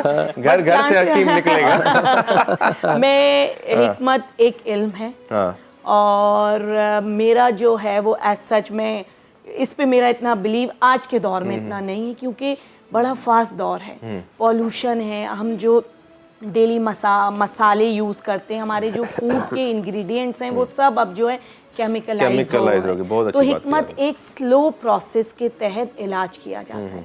एलोपैथी या देखिए वो भी एक इल्म है और एडवांस इल्म है और कामयाब इल्म है। हम इतना डिलेज में, अब पहले के दौर में था आपकी ग़िज़ा खालिस थी, अभी आपकी ग़िज़ा बिल्कुल समझे कि हर चीज़ में केमिकल है, आपके पानी में केमिकल है, आपकी हर चीज़ के अंदर है। क्योंकि जब आपकी बॉडी में इतने केमिकल्स होंगे तो फिर वो आपको केमिकल्स ही के थ्रू ही जो है आप उससे निकल सकेंगे। बहुत से लोगों को मैंने देखा है, और ये आपके चैनल के तवज्जुह से कि जो कैंसर के पेशेंट्स होते हैं वो खुदारा हिकमत या होम्योपैथी की तरफ बिल्कुल ना जाएं। इसमें मैंने काफ़ी लोगों को बहुत सडन डेथ्स और उनके केसेस बिगड़ते हुए देखा। ये इतना स्लो प्रोसेस होता है कि कैंसर का जो आपका एक मर्ज़ होता है वो बिल्कुल बिगड़ के ख़राब हो चुका होता है, और लोगों की लाइफ अल्लाह ताला के हाथ में हर चीज़ है। पर हम एक जो है वो टाइमली अगर उसको हम ले लें और टाइमली उसकी हम प्रिकॉशंस लेके अच्छा इलाज करके आप एक हेल्दी और लॉन्ग लाइफ जी सकते हैं। नहीं देखिए, मैंने अर्ज किया कि कैंसर की बात नहीं हुई यहाँ पर, यहाँ पित्ते की पत्थरी या दीगर नहीं, मैं कैंसर के हवाले से अपना एक एक्सपीरियंस ऐसा शेयर मूजी कर रही मर्ज है कि उसका वो तो लाइलाज था, लेकिन पाकिस्तान में अब उसका इलाज आ गया है। ये पिछले दौर ये सिंध गवर्नमेंट ने जीना अस्पताल में इतना बेहतरीन इलाज किया है कि अगर फर्स्ट स्टेज पे कैंसर का मरीज चला जाता है तो कोई मशीनरीज है, कोई रूम, हाँ, इनिशियल स्टेज पे अगर ये हो जाए, कोई भी हो, हेपेटाइटिस सी बहुत ज्यादा होता है। लोग ये कहते थे कि फालिज का इलाज नहीं है, फालिज का भी इलाज हो गया और जिना हॉस्पिटल के अंदर और बहुत अच्छा इलाज हो रहा है। हाँ हाँ बिल्कुल। वो जो है कहते हैं कि जैसे फॉलिज होता है कि अगर 25 मिनट्स के दरमियान अगर वो पेशेंट पहुंच जाता है तो वहाँ से कोई स्टंट के थ्रू वो जो है ब्लॉकेज जो है वो खत्म कर सकती है। बहुत अच्छा इलाज हो गया है। हाँ, तो पहले हिकमत का सिलोरी इलाज था कि वो मेडिकल उसका कबूतर का खून लगाया जाए या उसको गर्म रखा जाए, हिट दिया जाए, लेकिन अब अल्हम्दुलिल्लाह उसके अंदर तो इलाज है, क्योंकि कबूतर तो बहुत है यहाँ पे। जब सेक्रेटरी की तरफ बंदा चला जाए कबूतर चौक है, कबूतर चौक है वहाँ पर ना, दरगाह पे चले जाएं, दरगाह कबूतर में दुआ भी और दवा भी है। दोनों तो इसलिए जो है कैंसर का इलाज तो तरक्की तो कर ली है ना साइंस ने, हम तो ये कि मानते हैं ना इस चीज़ को, लेकिन एलोपैथिक और होम्योपैथिक में बड़ा फर्क। होम्योपैथिक से हिकमत से बनी होम्योपैथिक, ये नहीं बोलना चाहिए था आपने।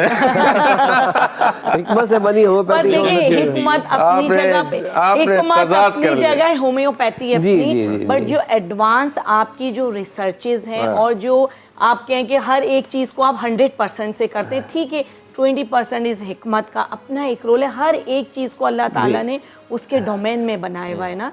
बहुत सी चीज़ें होती हैं बहुत ज़्यादा फास्ट आपको जो है ना वो रिलीफ देती हैं, और उसमें आपके ज़िंदगी के बचने के चांसेस और माइंडसेट चेंज करना जो है ना वो ज़रूरी है, चाहे वो हेल्थ के हवाले से हो, सोशल इश्यूज़ के हवाले से हो, सियासी हवाले से हो। माइंडसेट आपका बिल्कुल क्लियर होना चाहिए, अनगाइडेडली किसी भी चीज़ को फॉलो ना किया जाए। सही चले, सही, बहुत अच्छी बात। और ये भी मतलब ये कि हेल्थ है तो कहते हैं ना जीव आहे तो जान आहे। सही, बिल्कुल सही। जेको मेंटल हेल्थ ते ॻाल्हि था कयूं त मतलब इहा जेको आहे सो ॿारनि में जेको आहे सो हिकिड़ो रेस जो आहे त पर कॉम्पिटिशन मतलब कंदा आहिनि बाबा हिन जी पोजीशन अचे थी त मूंखे हिन खां अॻिते वधिणो आहे या कीअं, त अहिड़े डिफरेंट मतिलबु स्टूडेंट्स खे जेको आहे सो हिकिड़ो त माना तव्हां हिकिड़ो तालीम बि ॾियो था जेको सिलेबस मां बि, पर उन जेका सो साइकोलॉजी खे कहिड़े तरीक़े सां ॾिसंदा हो, कहिड़े तरीक़े सां उन्हनि खे डील कंदा हो, ऐं कहिड़े तरीक़े सां उन्हनि खे जेको आहे सो मेंटली मतिलबु तयारु थींदा हो त माना कंदा हो कि मतिलबु इहे इन रेस खे छॾे करे ऐं हो जेको आहे सो पंहिंजी ध्यानु कैरियर ॾे, पंहिंजी पढ़ाई ॾे ध्यानु ॾियनि ताकी इन जेको आहे सो डिप्रेशन जा शिकार न थियनि। एक्चुअली असां नॉलेज डिलीवर करण सां गॾोगॾु कोशिशि कंदा आहियूं त स्टूडेंट जी कैपेसिटी बि डेवलप कयूं through different ways, different techniques, ठीकु आहे, जंहिंमें कोशिशि कंदा आहियूं त असां हुननि खे कुझु शयुनि जे लाइ माइल कयूं त सभ खां पहिरीं लॉन्ग स्ट्रगल में कंसिस्टेंसी लाज़मी आहे, जेका अॼुकल्ह जे नौजवाननि में तमामु घटि आहे। कंसिस्टेंसी, कमिटमेंट, ठीकु आहे, ऐं सेल्फ मोटिवेशन। कंहिं बि शइ मां जेके थोरो फेल्यूर थिए थो, टाइमली अचीव नथो थिए त हू पाण खे नाकाम सम्झी करे वेही था रहनि त बसि हाणे माना सभु कुझु ख़तमु थी वियो, या जेको आहे सो मां कंहिं कम जो न आहियां, पर ईअं न आहे हूंदो। जेका शइ नथी मिले उन खां वधीक तव्हांजे लाइ कुझु बहितर आहे। Think is that U should be consistent with your efforts, के का शइ तव्हां हासिलु करणु चाहियो था उन लाइ पॉज़िटिव हुजो, कंसिस्टेंट हुजो ऐं कमिटेड हुजो। सही, ठीकु आहे, त पोइ इन्हनि थ्रू टिनी शयुनि जे थ्रू तव्हां कुझु बि अचीव करे सघो था, हासिलु करे सघो था। ऐं ॿी ॻाल्हि इहा आहे त जेको ॿारु महिनती हूंदो आहे, स्टडी कंदो आहे, स्ट्रगल कंदो आहे, होमवर्क कंदो आहे, उहो कॾहिं बि डिसअपॉइंट न थींदो आहे। ठीक है। डिसअपॉइंट वो थींदो आहे जेको पंहिंजी स्ट्रगल में, कैरियर में, स्टडी में शॉर्टकट्स यूज़ कंदो आहे या अल्टरनेटिव्स यूज़ कंदो आहे, फाउल मीन्स यूज़ कंदो आहे, पोइ उन में ज़ाहिरी ॻाल्हि आहे उहे शयूं अचनि थियूं, पर जेको महिनत करे थो उनखे उनजो फल मिली थो वञे। बिल्कुलु। काफ़ी असां अहिड़ा दोस्त ॾिठा असीं जेके असां सां गॾु हुआ, बैक बेचर्स हुआ स्कूल में, जिन में असांखे के एक्सपेक्टेशंस न हुयूं या टीचर्स ॾाढो डिस्करेज कंदा हुआ, पर उहे हींअर फ्रंट लाइन ते आहिनि कैरियर्स में, असां सां गॾु जेको आहे सो के CSS करे वेठा आहिनि, बैंक्स में वेठा आहिनि, यूनिवर्सिटीज़ में वेठा आहिनि, PhDs करे आया आहिनि।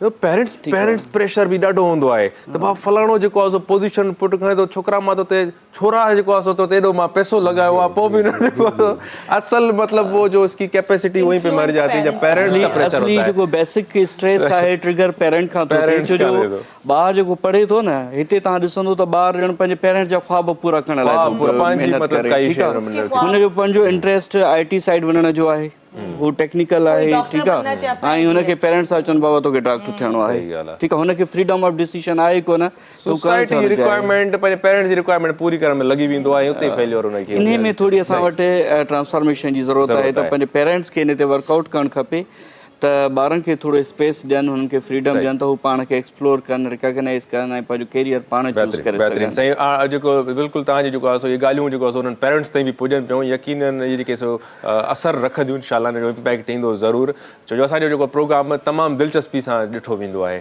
सो गानो बि तव्हांखे ॿुधायूं ऐं अदा छा पिया ॿुधायो असांखे हाणे साईं?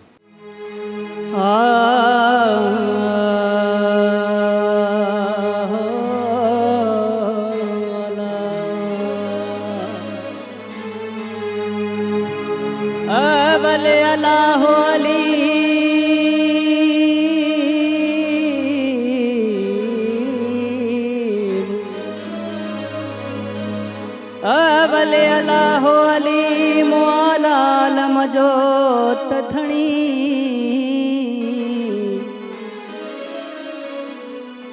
कादिर पंहिंजे कुदरत सी कायम आहे कदी, सो सोराया सचो धणी ओ चई हमद हकीम, वाली वाहिद वहदहू राज़िक रब रहीम, अला करे पाण करीम जोड़े जोड़ जहान जा। नारो अलीअ जो घर घर लॻा दो, अलम अलीअ जो दर दर लॻा दो, अलम अलीअ जो दर दर लॻा दो।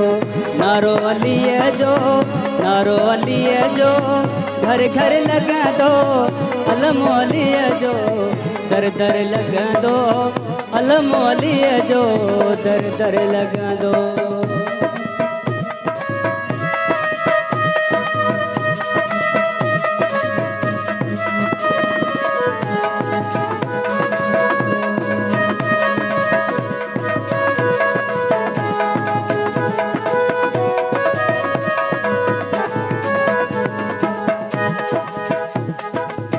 मोमिन केरा मुनकिर केरा, मोमिन केरा मुनकिर केरा,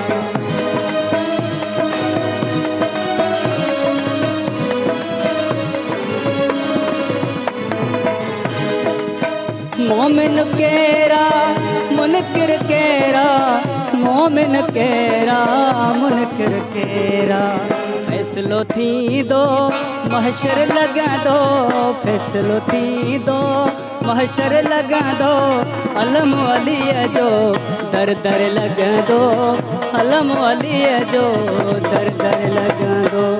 नारो अलीअ जो, नारो अलीअ जो घर घर लगा दो, अलम अलीअ जो दर दर लगा दो, अलम अलीअ जो दर दर लगा दो।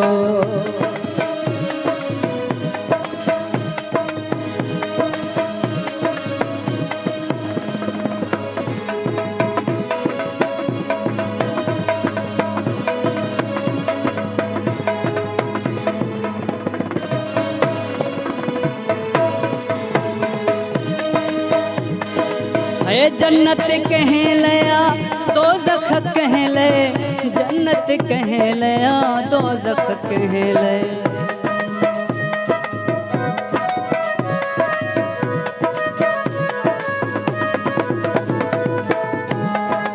है जन्नत कह लिया दोज़ख कह ले, जन्नत कह लिया दोज़ख कह ले।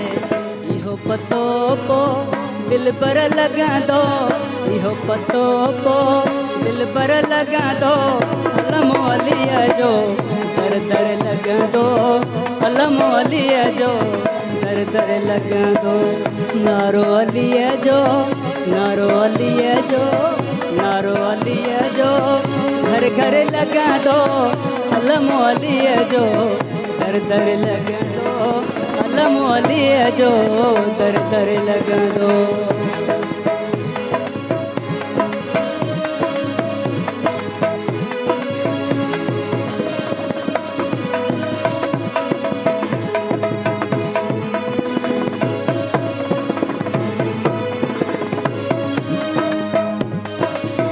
हर जा हुसैनी टोला हूंदा, हर जा हुसैनी टोला हूंदा।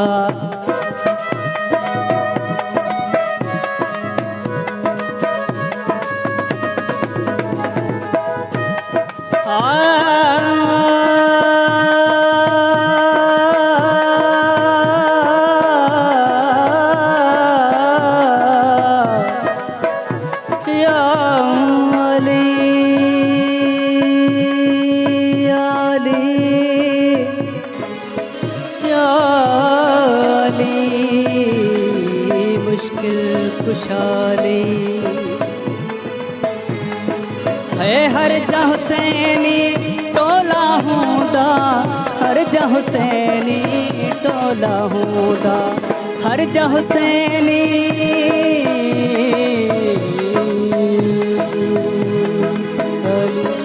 अली अली अली ओ हर जा हुसैनी टोला हूंदा, हर जा हुसैनी टोला हूंदा। साहिल हैदर हैदर लगा दो, साहिल हैदर नारो लगा दो, अलम अब्बास जो दर दर लगा दो, अलम अलीअ जो दर दर लगा दो। नारो अलीअ जो, नारो अलीअ जो घर घर लगा दो, नारो अलीअ जो घर घर लगा दो, अलम अलीअ जो दर दर लगा दो, अलम अलीअ जो दर दर लगा दो। जज़ाकल्लाह जज़ाकल्लाह। व्यूअर्स टाइम थी वियो आहे कमर्शियल ब्रेक जो, पाण मिलूं था हिन ब्रेक खां पोइ। मुझे सिंध के सलाम सलाम सुन, मुझे सिंध के सलाम सलाम सुन। Welcome back viewers. असां वेलकम त करे छॾियो अव्हांखे, पर तव्हांखे ॿुधाईंदा हलूं कि असां ॾाढी हमेशह जीअं कोशिशि कंदा आहियूं कि असां वटि टाइम इलाही नंढो हूंदो आहे, जेतिरी असांजी जेको असां कोशिशि कंदा आहियूं कि प्रोडक्टिव मतिलबु जेका जेकी बि असांजी कॉन्वर्सेशन थिए महिमाननि सां ऐं उहा इंफॉर्मेटिव हुजे।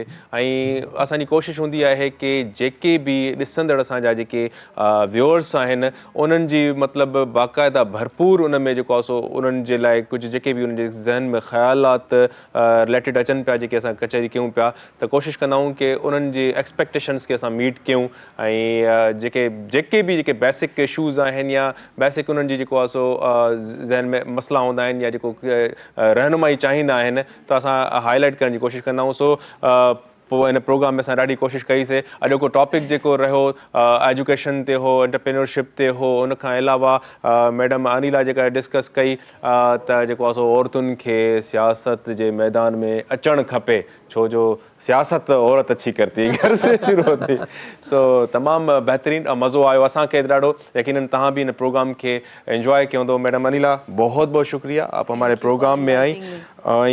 डॉक्टर मोहम्मद नवाज़ तुनियो साहब हाल all the way from Hala Bhitshah साईं, भिटशाह ते वञो त भिटाई सरकार के असांजो मतिलबु सलाम अर्ज़ु कजो, वॾी महिरबानी तव्हां प्रोग्राम में आया आहियो। तव्हां भिटशाह में जेको असांजी न्यू बॉर्न यूनिवर्सिटी आहे, university of Sufis and modern sciences, जिथे असां डिफरेंट डिग्री प्रोग्राम्स ऑफर कयूं पिया। उन सां गॾोगॾु एंटरप्रेन्योरशिप ते वधीक फोकस आहे। स्मॉल बिज़नेस क्रिएशन, रिस्टोरेशन जा फ्लड में या डिफरेंट डिसास्टर्स में स्मॉल बिज़नेस डिस्ट्रॉय थी वई आहे, उनखे कीअं स्टार्ट कजे, उनखे कीअं बिल्ड कजे, रीबिल्ड कजे डिफरेंट फॉर्म्स में इनोवेटिव वे सां। इन सां रिलेटेड असां कंसल्टेंसीज़ ॾियूं पिया, काउंसलिंग कयूं पिया ऐं ट्रेनिंग्स प्रोवाइड कयूं पिया। हींअर जेको आहे सो women chamber of commerce Hyderabad सां गॾिजी करे जेको आहे सो कंसल्टेंसी कई वुमेन एंटरप्रेन्योर्स जी, जिथे काफ़ी नॉवल आइडियाज़ हुआ ऐं हुननि खे काफ़ी गाइड कयो जेको आहे सो कीअं न्यू बिज़नेस स्टार्ट कजे। जेकॾहिं टाइम हुजे त हिकिड़ी नंढड़ी स्टोरी ॿुधायां हिकिड़ो मिनट। उन में हिकिड़ी फीमेल हुई एंटरप्रेन्योर जेका चए पई मां बिज़नेस करणु चाहियां थी, मुंहिंजो इंट्रस्ट आहे, ऐं हुन सां मूं डिस्कस कयो त तव्हां सां कहिड़ा प्रॉब्लम्स आहिनि ॿियो टियों। हुन चयो ॿियो प्रॉब्लम त घणा आहिनि, घर में जेको आहे मां कुकिंग न आहियां करे सघंदी, इहो बसर कटणु ॾुखिया हूंदा आहिनि, गुड़ ईंदा आहिनि। ठीकु आहे, मूं चयोमांसि तव्हां बसरनि जी बिज़नेस करे सघो था। ठीकु आहे, एक्चुअली इहो प्रॉब्लम उतां खां हुनखे कनेक्ट ॾिनो। बस हुन उहो लैंडलॉर्ड यूनिट ज़मीन हुई। ठीकु आहे, बसरनि जी जेको आहे सो कल्टिवेशन आहे, प्रोडक्शन आहे, सप्लाई आहे। बसरनि जा 2 फार्म्स आहिनि, हिकु त ड्राइड बसर बि सेल करे सप्लाई करे सघनि था, ॿियो जेको आहे सो फ्राइड बसर। ठीकु आहे, इन जी वॾी डिमांड मार्केट आहे। ऐं किथे सप्लाई करे थो सघिजे, जीअं सुपर स्टोर्स आहिनि, शॉप्स आहिनि, रिटेलर्स आहिनि, इंडिविजुअल कंज़्यूमर्स आहिनि। ठीकु आहे, इन हिकिड़े आइडिया में काफ़ी डिफरेंट आइडियाज़, इंटरकनेक्टेड आइडियाज़ आहिनि जिते करे थी सघे। अहिड़ी तरह असां वुमेन एंटरप्रेन्योर्स, यंग एंटरप्रेन्योर्स जी काउंसलिंग जे लाइ मां हाज़ुर आहियां। कॾहिं बि कंसल्टेंसी, कॾहिं बि हेल्प, कॾहिं बि ट्रेनिंग जी ज़रूरत पए, असां हाज़ुर आहियूं। University of Sufism modern science Bhitshah में तव्हां राब्तो करे सघो। बिल्कुल व्यूअर्स, ये असांजा जेको सो मेहमान डॉक्टर साहब, आपका भी बहुत शुक्रिया, आप हमारे प्रोग्राम में साईं जेको सो मोहम्मद नवाज़ तुंहिंजो जो मतिलबु इहे जेके सर्व जेके जहिड़े तरीक़े सां पंहिंजे माण्हुनि जे लाइ कनि पिया, पंहिंजनि जेको सो कम्युनिटीज़ जे लाइ कनि पिया, इहो जेतिरी साराह कजे ओतिरी घटि आहे। PhD करे जेके उते बि नौकिरी करे सघनि पिया ऐं उते बि पंहिंजो फ्यूचर ठाहे सघनि पिया, उते बि जेको आहे सो थोरो कमु करे घणो नाणो कमाए सघनि पिया। शायदि उन्हनि खे एतिरो रिवार्ड हिते न मिलंदो हुजे, पर उन जे बावजूदि हुननि पंहिंजे जेको आहे सो धरती भिट शाह खे जेको आहे सो चूज़ कयो आहे। डिफरेंट यूनिवर्सिटीज़ में जेको आहे सो रेप्यूटेड यूनिवर्सिटीज़ में जेको आहे सो उन्हनि जो पंहिंजो एक्सपीरियंस अलॻि आहे। सो अहिड़ा जेकॾहिं नौजवान जेके असांजा दोस्त जेके आहिनि, जेके पंहिंजे यूथ लाइ कमु पिया कनि, जेके पंहिंजे माण्हुनि जे लाइ कमु था कनि, इन्हनि खे जेको आहे सो उन्हनि सां कनेक्ट थियो ऐं हे तव्हांजो मतिलबु को ख़र्चो न ईंदो, हे तव्हांजी रहनुमाई ईअं ई तव्हांजी मोहबत में तव्हांखे ॿुधाए छॾींदा ऐं थोरो बि जेको लर्न कयो त उन्हनि खे महिरबानी करे प्रैक्टिकली उन में जेको आहे सो इन ज़रूरु थियो उन्हनि शयुनि में। सो सभिनि जी वॾी महिरबानी साईं, हिकु दफ़ो ॿीहर तव्हां असांजे प्रोग्राम में आया ऐं असांजे प्रोग्राम खे स्पॉन्सर रोज़िया जेको आहे सो GFS बिल्डर्स एंड डेवलपर्स कयो आहे। GFS बिल्डर्स जो नालो ई काफ़ी आहे ऐं जेकॾहिं तव्हांखे ॿुधायां GFS बिल्डर्स जी ॻाल्हि के 35 लखनि जो प्लाट जेको आहे सिर्फ़ु 26 लखनि में सो बि आसान महाना क़िस्तुनि ते तव्हांखे ॾिए पियो। अॼुकल्ह जेको मार्केट जेको आहे सो बिल्कुलु डाउन आहे, त इन मां ज़रूरु फ़ाइदो वठो ऐं फ़ाइदे वठण जे लाइ सुठो बिल्डर जेकॾहिं तव्हां ॻोल्हियो पिया त GFS बिल्डर्स जी रिप्लेसमेंट न आहे। स्क्रीन ते नंबर अचे पियो, नंबर वरी बि नोट करे छॾियो 0301115760 0302825578। सो व्यूअर्स, असांखे ॾींदा अॼोके प्रोग्राम में इजाज़त, वरी सुभाणे मिलंदासीं कुझु नवनि महिमाननि सां ऐं तेसीं ताईं तव्हांखे गाने सां गॾु जेको आहे सो चऊं पिया सिंध सलामत साथ सलामत। लापता शाहे जुल्फ़कार अली मुश्किल कुशा अली है, ज़िक्र अली साबिर साहिल शिफा है, बीमारों की दवा है। मेरा मुर्शिद अली है अली, मेरा रहबर अली है अली, मेरा मुर्शिद अली है अली, मेरा रहबर अली है अली। मैंने दस्तक अली जब से दी है, मैंने दस्तक अली जब से दी है, मेरी मुश्किल चली गई चली, मेरा रहबर अले है अले, मेरा रहबर अले है अले।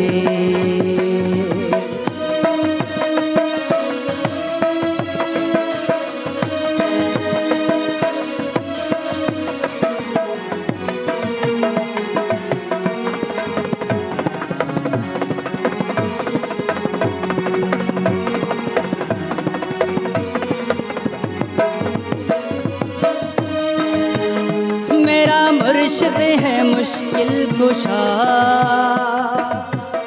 दिल अश्कों का दिलदान है हो।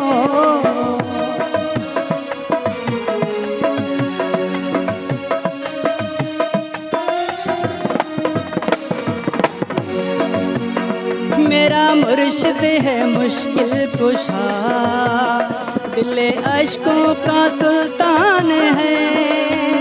मेरे मुर्शिद का शाने बयां करता अल्लाह का कुर्बान है, सच्चा कुर्बान है। मेरा मुर्शिद है शाहे जली, मेरा मुर्शिद अली है अली, मेरा रहबर अली है अली, मेरा मुर्शिद अली है अली।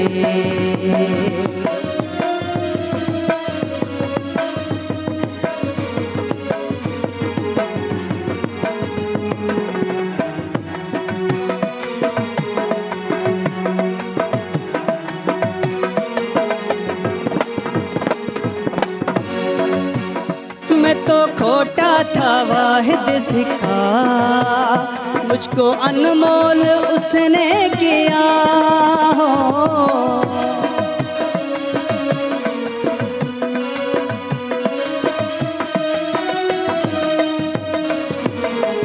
मैं तो खोटा था वाहिद सिखा, मुझको अनमोल उसने किया है। जो सखियों में पहला नंबर अब्बासी को भी उसने दिया, मेरे मौला ने दिया।